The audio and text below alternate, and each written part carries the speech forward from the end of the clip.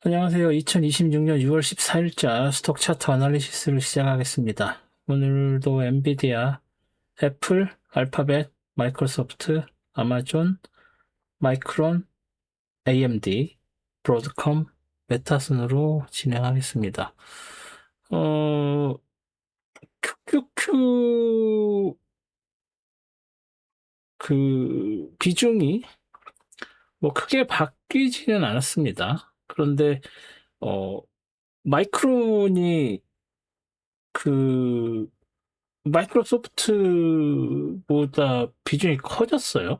근데 뭐 일단 이번 주까지는 어떻게 될지 모르니까 이번 주까지는 이대로 하겠는데 아마 다음 주부터는 마이크론을 네 번째로 해야 될 수도 있을 것 같습니다.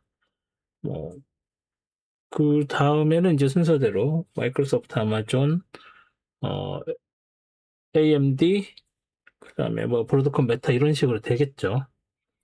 여전히 알파벳은 어, 애플 다음으로 합쳐서 6.5% 정도니까요. 애플보다 세 번째, 애플 이후에 세 번째로 됐고요. 그래서 일단은 이번 주는 원래 있던 순서대로 진행하도록 하겠습니다. 그러면 차트 보시죠. 엔비디아 차트고요.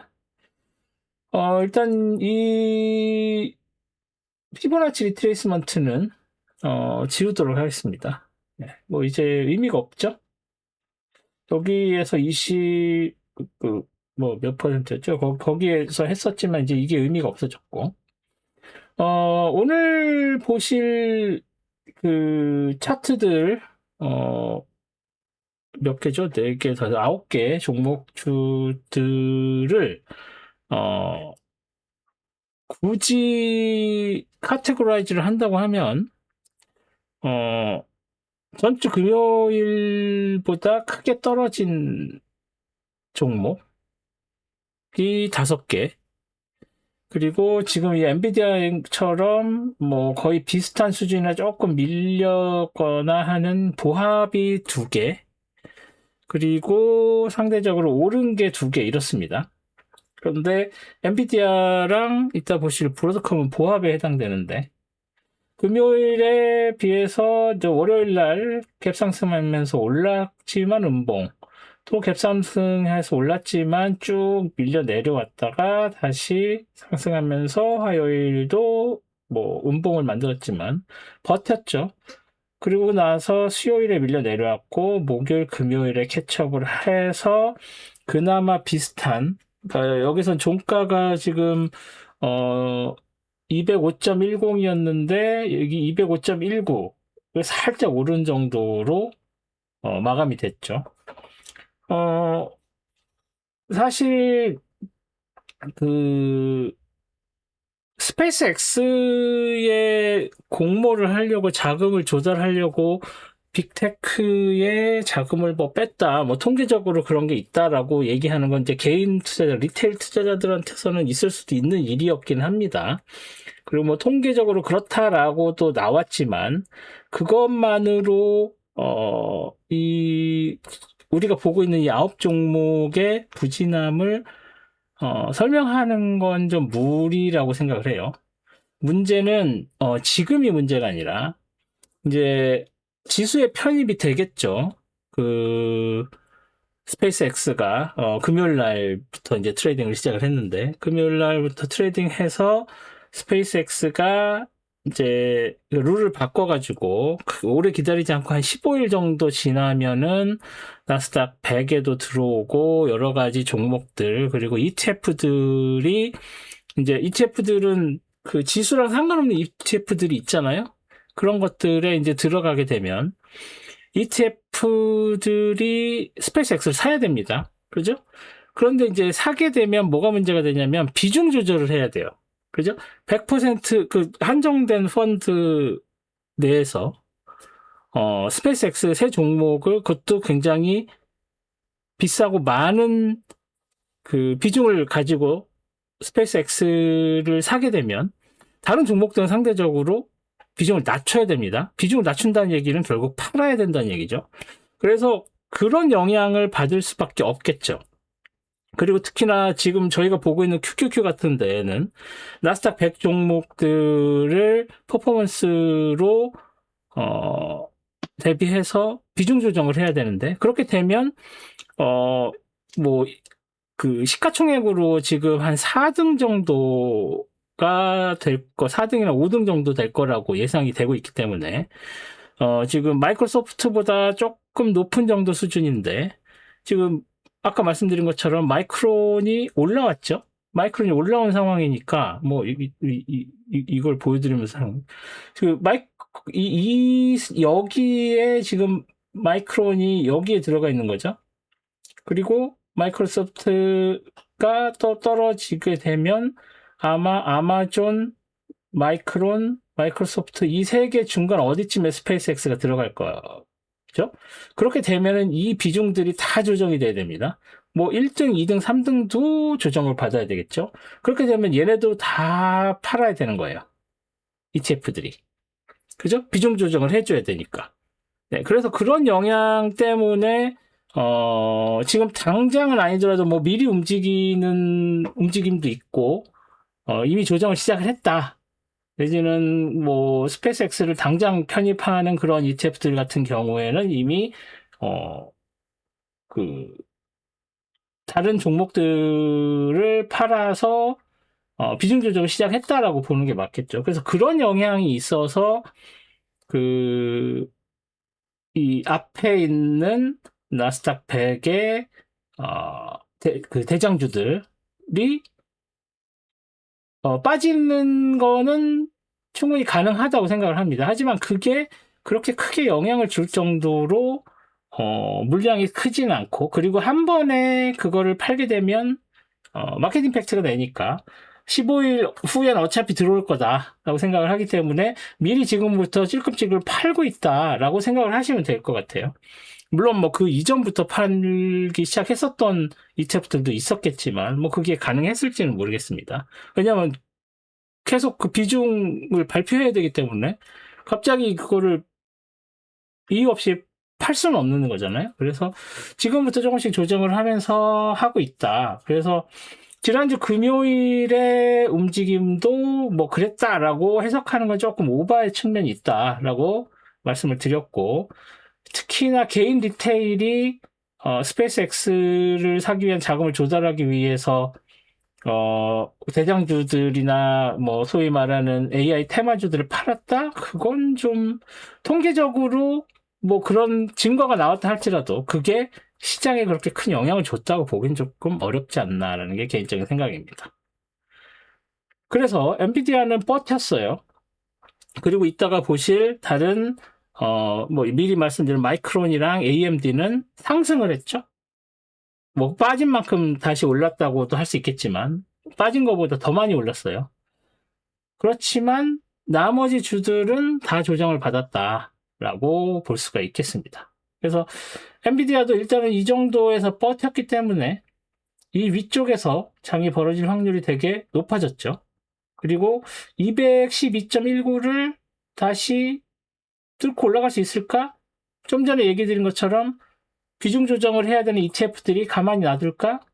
그래서 한 200 정도 수준에서 조절을 하면서 비중 조정을 하는 걸로, 그래서 못해도 195.62 이 레벨은 지켜지지 않을까 정도로 봐야 된다는 게 제 의견입니다. 네, 그래서 엔비디아는 이 정도로 정리하도록 하겠습니다. 다음 애플이죠. 애플은 지난주에 잘 버텼죠. 그럼에도 불구하고 월요일에 확 밀려 내려오면서 300.92, 다시 말해서 300을 지킬 수 있을 거라고 생각을 했는데 화요일에 더 밀려 내렸습니다.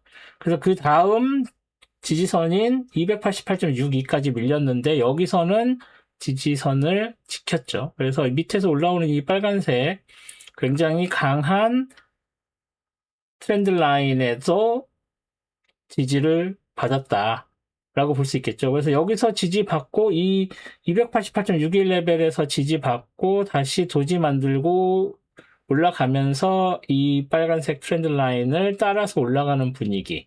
다시 말해서 여기에서 이 핑크색 레인지에서 쉽다운 해서 새로운 레인지를 형성을 했다라고 보는 게 맞겠죠. 근데 뭐 여기에서 얘를 굳이 상한선이라고 할 필요는 없겠죠. 그래서 얘네들은 그냥 정상적인 레벨 내지는 이거를 또 레벨로 하는 게 맞나라는 것도 좀 의문이긴 해요.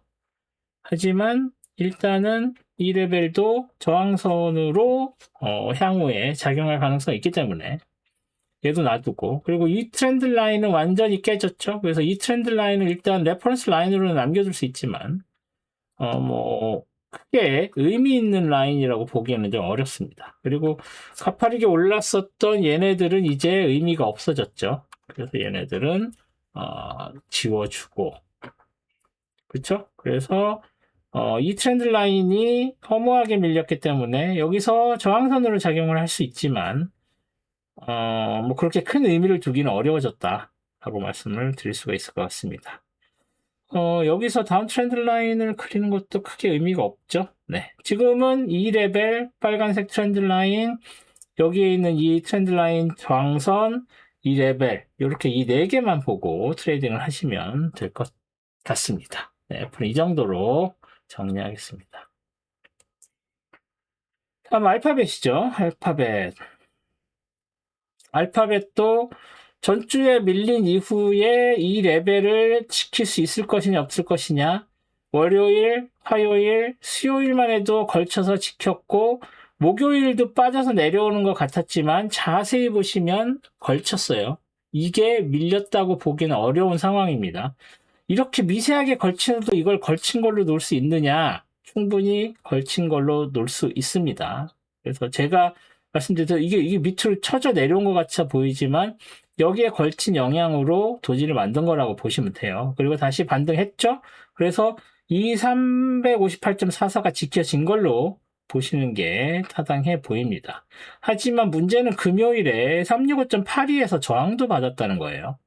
물론 여기에서는 이렇게 걸쳐 있긴 했지만 밑으로 내려가서 365.82는 깨진 걸로 봤었어야 합니다. 하지만 다시 금요일에 올라오면서 365.82에 걸쳤죠.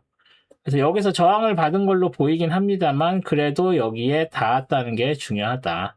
그래서 여기서 일단은 저항을 받은 걸로 보는 게 타당하다라고 볼 수 있고요. 여기에서 다운 트렌드 라인은 충분히 그려줄만 합니다. 그래서 여기서 이렇게 다운 트렌드 라인을 그려주면 여기에서 왜 화요일, 수요일 고점이 이 다운 트렌드 라인 영향을 받았는지, 그리고 여기에서 365.82에 닿았음에도 다시 밀렸었던 이유가 이 다운 트렌드 라인의 영향이었구나라는 걸 보실 수가 있겠죠. 그래서 여기에서 다시 밀려서 358.44가 과연 깨질 것이냐 아니냐가 다음 주 트레이딩의 핵심이 될 것 같고요.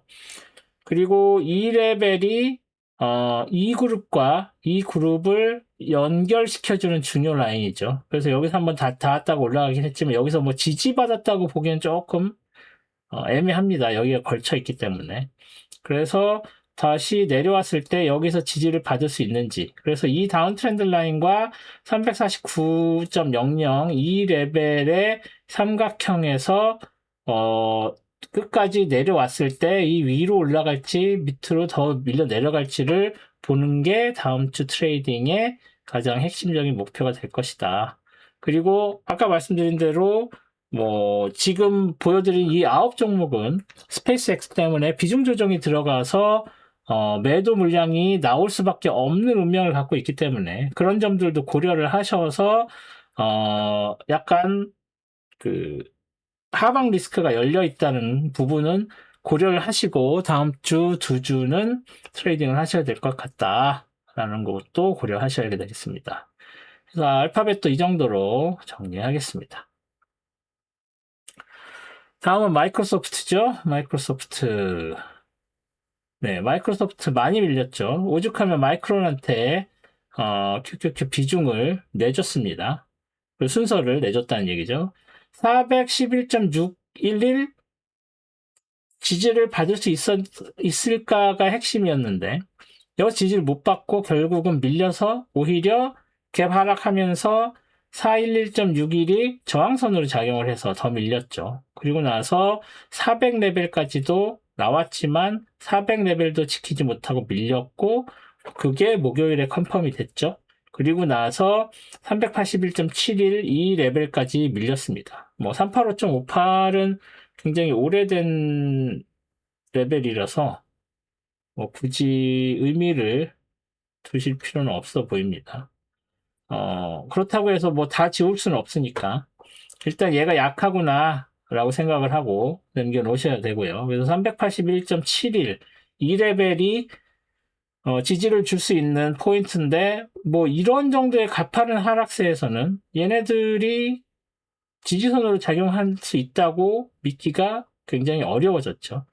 오히려 이 다운트렌드 라인이 지지선으로 작용할 수 있을 것 같고 37.64나 381.71은 크게 지지선으로서 역할을 하기가 어려워 보입니다. 그래서 더 밀릴 가능성이 크다는 얘기죠.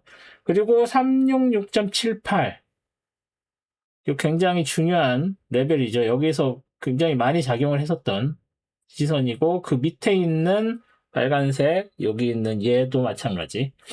그래서 더 밀려 내려오게 된다면 요 344.79까지도 밀릴 가능성이 없지 않다라고 봐야 할 것 같습니다.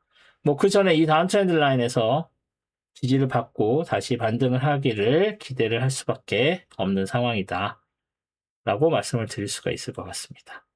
마이크로소프트는 이 정도로 정리하겠습니다. 네, 다음은 아마존이네요. 아마존. 네, 아마존도 지난주에 여기까지 밀렸다가 월요일, 화요일에 다시 회복하지 못하고 결국 계속 밀렸죠. 그래서 아까 말씀드린 그 카테고리에서 하락으로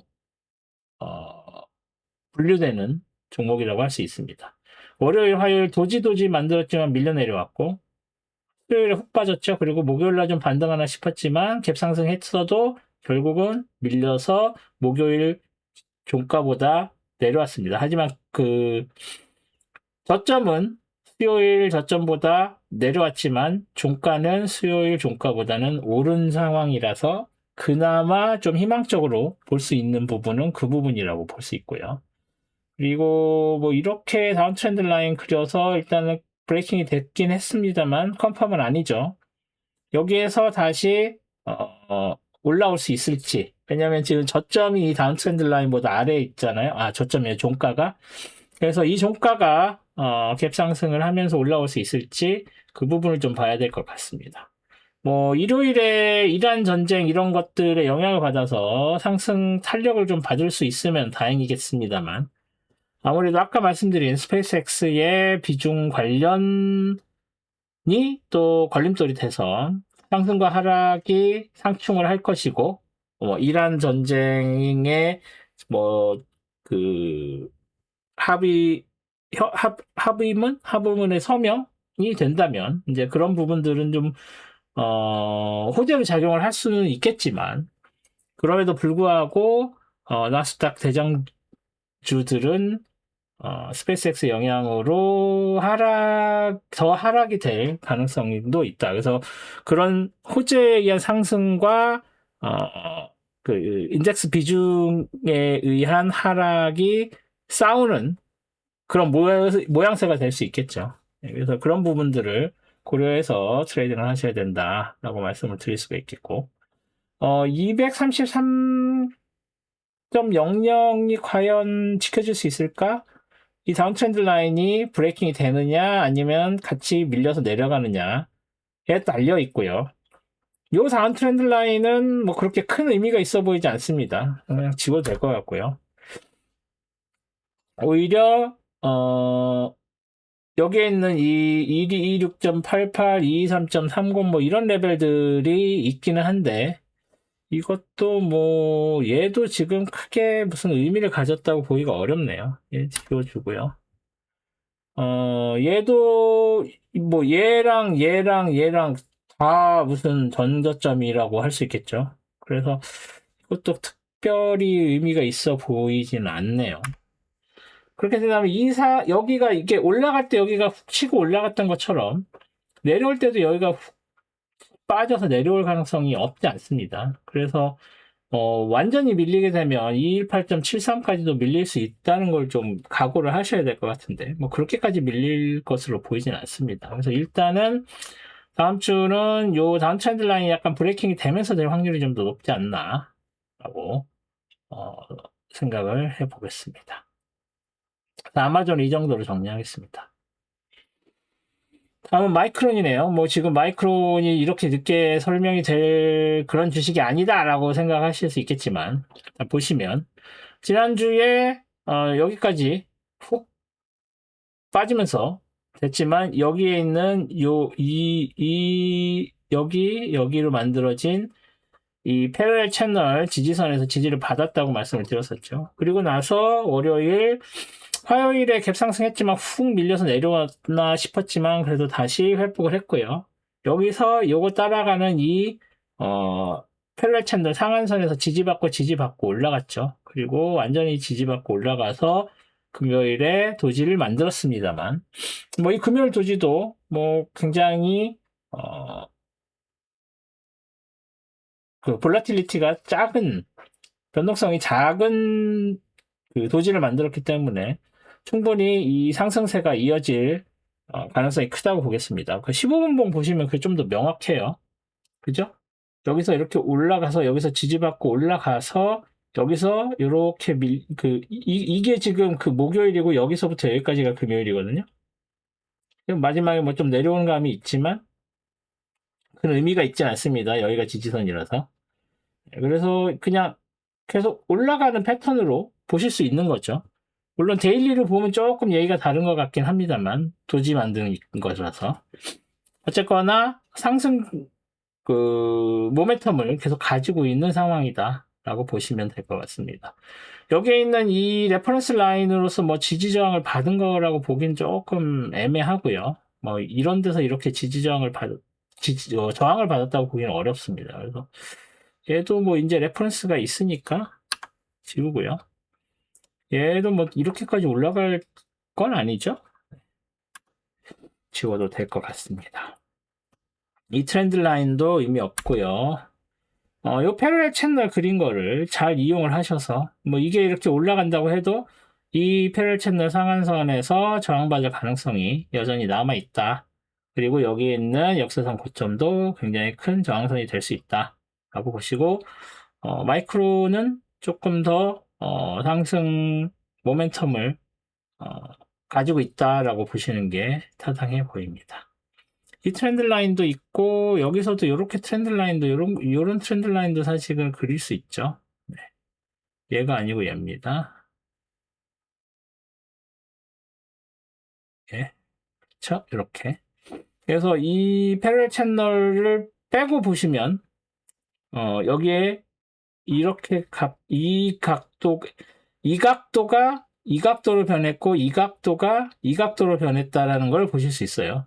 다시 말해서 점점 모멘텀이 강해지고 있다는 거죠. 그렇기 때문에 다음 주나 다다음 주에 이 역사상 고점이 다시 깨질 가능성도 없지 않다라고 보는 게, 이런 각도가 점점 가파라지고 있기 때문입니다. 그래서 마이크로는 상승 모멘텀이 살아있다라는 정도로 정리하겠습니다. 다음은 AMD네요. AMD도 뭐 마이크론이랑 비슷하죠. 여기서 훅 빠져서 내려왔다가 월요일 도지 만들고, 화요일에 갭 상승했지만 훅 밀려 내려왔다가 회복했고, 수요일에 더 밀려서 내려왔지만 이 469.2를 걸쳐 있으면서 브레이킹이 된 건 아니고요. 그리고 나서 살짝 갭 하락했다가 상승했고 뭐 이런 상황입니다. 이 트렌드 라인에서 저항을 받았다고 보기에는 조금 애매하고요. 일단 레퍼런스 라인으로 이 트렌드 라인은 놔두는 게 맞고, 이 레퍼런스 라인을 지워도 되고요. 그리고 뭐 여기서 이렇게 새로 트렌드 라인을 그리고 그러는 건 조금 무리가 있어 보이고요. 여기서 이렇게 세 그룹을 만들었고, 이 그룹과 그룹을 연결하는 선이라서 중요하기는 한데, 여기서 저항을 받았다고 보기는 어렵습니다. 요 다음 트렌드 라인이 있었지만 브레이킹이 됐다고 보는 거고요. 그렸다가 지울게요. 이렇게 다운 트렌드 라인이 있고 브레이킹이 컨펌이 된 거라서 얘는 더 이상 놔줄 필요가 없습니다. 굳이 말하자면 여기에서 이 469.22를 놓고 이렇게 횡보로 전환했다라고 볼 수도 있습니다. 여기서 이 상승이 횡보로 전환했다라고 볼 수 있습니다. 하지만 다른 종목들은 하락을 했는데 AMD와 마이크론은 횡보로 전환을 했다. 상대적으로 다른 종목들보다는 양호한 편이다. 하락 모멘텀이나 뭐 하락 그 가능성은 좀 더 적다. 그리고 일단 지금 시기에 버티면 다시 추가 상승의 여지가 있다라고 보기 때문에 일단 이렇게 잘 버티는 종목들을 눈여겨보실 필요가 있다 정도로 말씀을 드릴 수가 있을 것 같습니다. MD는 이 정도로 정리하겠습니다. 다음은 브로드컴이네요. 브로드컴. 네, 브로드컴도 아까 말씀드린 것처럼 전주에 비해 버틴 주식으로 봐야 되겠죠. 엔비디아하고 브로드컴이 보합에 해당되는 전주 금요일 날에 빠졌다가 뭐 월요일에 갭상승했다가 밀렸지만 그래도 전주 금요일보다 상승하고 종가가 그 상승을 했죠. 그리고 화요일에도 갭상승했다가 쭉 밀려서 내려와서 372.97을 넘어서 내려왔다가 다시 올라갔고, 하지만 수요일에 밀렸고 목요일에 상승을 했고 금요일에 도지 만들면서 이렇게 앙증맞은 도지를 만들었는데 버틴 거죠. 이 정도면. 네. 뭐 더 밑으로 쭉쭉 빠져 내려가 있는 그런 종목들하고는 다르고, 그렇다고 해서 마이크론이나 AMD처럼 브로드컴이 완전한 하드웨어 기업은 아니기 때문에 뭐 엔비디아하고 비교할 수는 없지만 브로드컴은 그래도 상대적으로 AI 관련주들 중에서는 잘 버틴 그런 주식이 됐다라고 보면 될 것 같고요. 그래서 여기에서 있었던 뭐 이런 그 레인지들은 이제 굳이 색깔로 구분할 필요가 없어졌죠. 그리고 여기에 있는 놈들, 뭐 여기에 있는 놈들 둘 다 아직은 영향력이 있고요. 이게 워낙 강력한 레벨이었지만 여기서는 완전히 쌍무시 당했죠. 그래서 얘도 파란색으로 이제 더 이상 빨간색으로 놀 이유가 없어졌습니다. 그리고 여기에 뭐 어차피 저 위에 올라갔었으니까 여기에 네, 요거는 하나 그려줘 놓는 게 맞고요. 네, 그렇습니다. 뭐 그래서 이 정도면은 나름 조정을 받았다고 하면 조정을 받았는데 여기에서 너무 가파르게 올랐기 때문에 조정이지, 사실은 지난 2025년 12월 달 레벨 뭐 아니면 12월 레벨, 11월 레벨 뭐 이렇게 됐고 상반기 1, 2, 3, 4월에 있었던 레벨보다는 확실히 상승한 상황이고, 조정을 받아도 그 4월까지의 고점보다는, 4월이 아니고요. 3월까지의 고점보다는 높은 상황입니다. 그래서 아직은, 버티고 있다라고 보는 게 맞고, 뭐, 추가 하락의 여지는 조금 없어 보입니다. 물론 아까 말씀드린 스페이스X에 의한 조정은 있을 수 있겠지만, 그렇다고 해서 이게 뭐 이 밑에 있는 이 빨간 레벨까지 내려간다거나 하는 일은 없을 것 같습니다. 비중 조정이야 뭐 크게 막 던지지 않고 조금씩 그 마켓 임팩트 줄이는 방향으로 가겠죠. 그게 얼만큼 이제 동시에 벌어지느냐에 따라서 좀 꼬일 수도 있긴 한데 전반적으로는 괜찮다라고 보시는 게 타당해 보입니다. 그럼 브로드컴은 이 정도로 마치도록 하겠습니다. 다음으로 넘어가야 되는데요. 이게 왜 이러죠? 어제부터?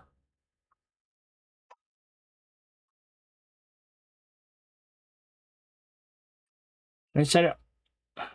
왜 안 없어지죠? 사실 이렇게 할 수밖에 없군요. 브로드컴 저장하고, 이제 마지막으로 메타. 이제 메타 얘를 봐야 되나 싶습니다만, 그래도 시가총액이 꽤 크기 때문에 계속 보긴 해야 될 것 같습니다. 그래도 뭐 하락한 그룹에 속하겠죠. 이 핑크색 레인지를 그래도 잘 지켰지만, 월요일 그냥 바로 핑크색 벗어났고, 화요일에 살짝 걸쳤지만, 수요일에 결국 다시 밀려 내려와서 581.25까지 깨졌죠. 그리고 나서 컨펌 됐고, 561.52, 도지 만든 거에서 여기서 지지받았다고 보기는 어려운데, 금요일 보시면, 여기서 지지받은 게 맞구나라는 걸 확인하실 수 있습니다. 여기서 정했던 이 레인지 다시 회복할 수 있을지 없을지를 봐야 되기 때문에 일단 이 핑크색 레인지는 유지를 시켜 놓겠습니다. 하지만 더 이상 이 레인지에 들어가 있지 않다는 거 확인하셨고요. 그리고 이 새로운 그룹이 뭐 이런 다른 트렌드 라인들과 만나는 이런 레벨들 이게 저항선으로 작용할 수 있기 때문에 이 레벨도 중요하고 얘는 이런 애들은 지워도 되겠죠? 얘는 지워도 되겠고 얘도 당분간 놔둬도 상관없을 것 같긴 합니다. 이 다음 트렌드 라인은 다시 올라왔을 때 중요하게 쓸 수 있으니까 놔두고 얘야 원래 중요한 애고 그죠? 그리고 여기에서 이렇게 내려오는 게 여기까지 내려온 다음에 얘기할게요. 이거 너무 끔찍하죠? 이렇게까지 내려오면 안 되겠죠? 네. 이거는 굳이 그릴 필요가 없어 보이고. 네, 그렇습니다. 여기 빨간색으로 왜 해놨는지는 아시겠죠? 얘네들까지 내려오면 거의 제한급입니다. 물론 여기까지 더 내려오진 않겠지만, 일단, 전체적으로 보면 이 그룹 안에서 해결을 해야 되겠죠? 이거보다 더 밀리면 안 되겠죠? 네, 이런 거. 네. 거기까지 내려갈 것 같지는 않고, 그 전에 뭔가 조치를 취해 주겠죠. 인스타그램도 잘 나가고 있고. 하지만 AI에서 밀렸다라는 게 치명적이기 때문에 그걸 어떤 식으로 다시 복구를 할지 그거는 기업의 펀더멘탈에 달렸다라고 볼 수 있겠습니다. 어쨌거나 이번 주는 밀렸고 이렇게 밀려 내려오면은 비중 조정할 때 휩쓸려 내려갈 가능성도 배제할 수 없죠. 그래서 메타는 조금 조심을 하셔야 될 것 같다 정도로 정리하겠습니다. CPI가 예상대로 나오긴 했지만 그렇게 긍정적인 신호는 아니었죠. 그래서 그런 것들 감안하면 AI 관련 투자에 긍정적인 영향을 미치지는 않습니다. 아무래도 이자가 오르면 기업의 자금 조달에 적신호가 켜지기 때문이죠. 그래서 그런 부분들 생각을 하면 인플레이션을 빨리 잡아야 되는데 아마 이랑 관련된 협상을 조금 양보를 해서라도 빨리 끝내고 싶은 이유가 인플레이션 때문이라고 보시면 되겠죠. 그래서 그런 부분들 생각을 하면 아무래도 이란과의 협상은 조금 수월하게 가는 쪽으로 생각을 해야 되지 않나 싶고, 그래서 인플레이션이 좀 잡히면, 주식시장에도 좀 훈풍이 불 거라고 생각을 합니다. 기준금리를 내리고 안 내리고의 문제가 아니라 안 올리기만 해줘도 땡큐인 상황이 지금 되고 있기 때문에, 그래서 그런 부분들 고려를 하셔서, 좀, 당장 앞보다는 한 3개월 내지는 6개월 정도 생각을 하시면 전반적으로 주식시장은 나쁘지 않지 않을까라는 생각을 해봅니다. 그런 부분들, 인플레이션이나 이런 펀더멘탈한 부분들이 좀 해결이 되고 그러면 특별히 주식시장의 악재는 없지 않을까라고 생각을 해봅니다. 네. 그러면 이번 동영상 여기서 마치고요. 다음 주에 또, 예, 9개 주식 가지고 다시 찾아뵙겠습니다. 이게 다음 주, 2주 동안 이 나스닥 상위 종목만 할 때는 조금 부침이 있을 것 같아요. 아까 말씀드린 그 스페이스X 관련된 문제 때문에. 그래서 그런 부분들을 좀 고려를 하셨으면 합니다. 네, 그러면 오늘도 동영상 시청해 주셔서 감사드리고 저는 다음 주에 찾아뵙겠습니다. 고맙습니다.